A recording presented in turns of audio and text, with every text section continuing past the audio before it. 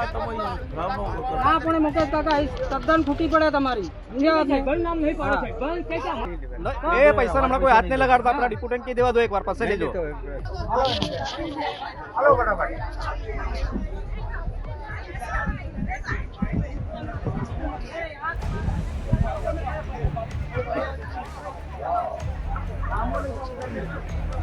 ચૂંટણી આવે એટલે નેતાઓને એવું લાગે છે કે કોઈ પણ રીતના જીતવા માટે કંઈ પણ કરી શકે છે, એટલે પૈસા ફેક અને તમાશા દેખ એવી બધી જ વાતો ચૂંટણીમાં થતી હોય છે અને એવા દ્રશ્યો પણ સામે આવ્યા છે.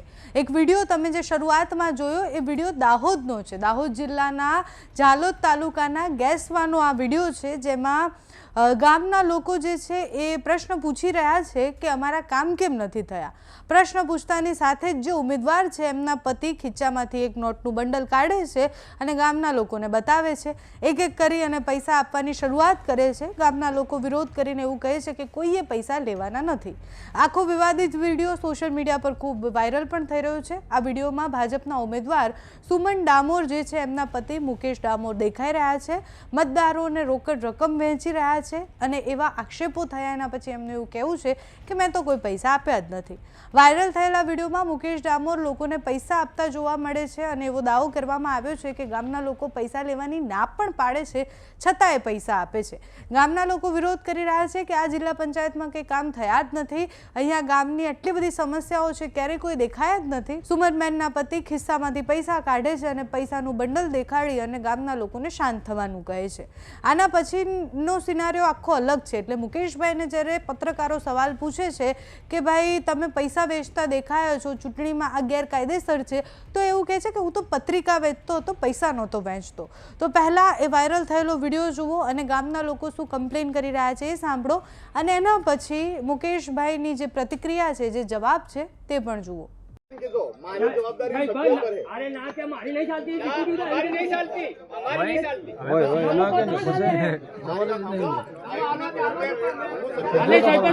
અરે અમારા ગામમાં આવીને ફળિયા દેખો કે કાકા કામ થયેલું પંચાયત નું. પેલા પંચાયત નો ઠરાવ આપી દે કે પંચાયત વિભાજન નો, બાકી અમારે કોઈ વોટ નહીં હાલવા. સભ્ય કે સરપંચ નહીં આપતો. હા પણ મુકેશ કાકા તદ્દન ફૂટી પડે તમારી નામ નહીં પાડે. ડેપ્યુટી આગળ આવીને કે ચાલ ડિપ્યુટી એ પૈસા હમણાં કોઈ હાથ નહીં લગાડતા, આપણા ડિપ્યુટેન્ટ કહી દેવા દો એકવાર, પાસે લેજો.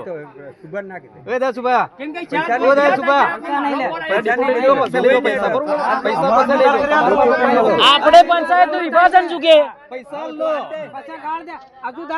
પ્રશ્ન અડધો બાકી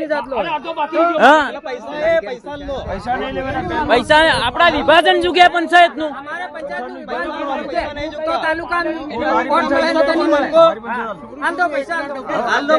આપણે પંચાયત નું વિભાજન જોઈએ. અમને વિભાજન આપી દો એટલે તમને વોટ મળેગા. સહી કરેલો લખી મને લેટર પેડ લખાડો જો.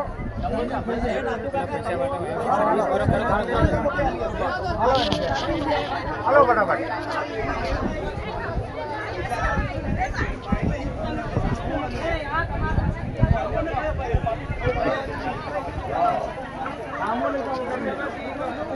નમસ્કાર, અમે દાવડિયા 12 ના જિલ્લા સભ્ય તરીકે મારી ઘરથી સુમનભાઈ મુકેશભાઈ ડામોર ને ઉમેદવારી ભાજપ તરફથી મેન્ડેટ આપવામાં આવ્યું છે અને આજે અમે ગેસવા એક ગ્રામ પંચાયત છે ત્યાં અમે પ્રસારના ભાગરૂપે ગયા હતા અને મેં એક ફેસબુક ઉપર અને સોશિયલ મીડિયાથી એક વિડીયો દીધો છે. એ વિડીયોની અંદર ક્યાંક એડિટ કરવામાં આવ્યું એવું લાગે છે.